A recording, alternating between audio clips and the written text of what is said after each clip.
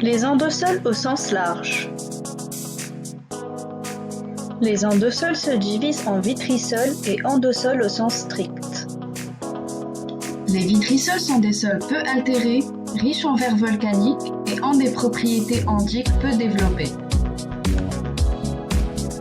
Propriétés des vitrisols. Les vitrisols ont un horizon de référence vitrique dont la densité apparente est de 0,9 kg par cm3 et ont moins de 10% de verre volcanique et minéraux primaires.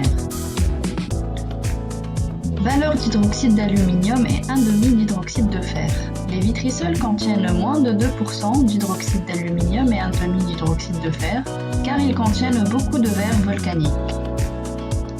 Les vitrisols sont des sols peu évolués dont la CEC est riche en base échangeable et en phosphore assimilable.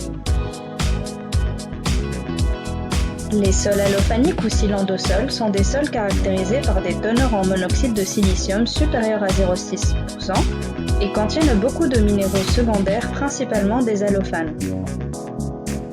Les valeurs d'hydroxyde d'aluminium et 1,5 d'hydroxyde de fer des cylindrosols est supérieure à 2% car ils contiennent moins de verre volcanique que les vitrisols.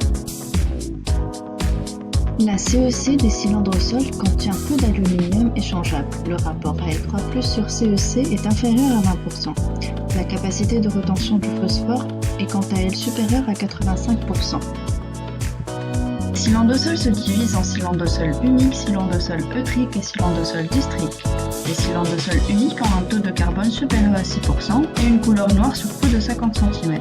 Les cylindrosols eutriques ont un taux de saturation en base supérieur à 50%, tandis que les distriques ont un taux de saturation en base inférieur à 50%.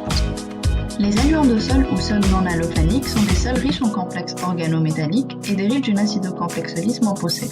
L'horizon de référence est un horizon unifère avec des complexes organominéraux stables.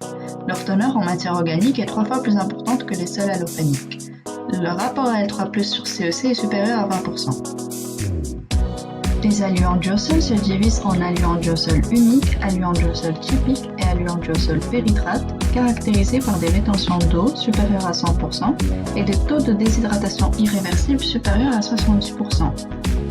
Bravo! Maintenant vous savez reconnaître un endosol.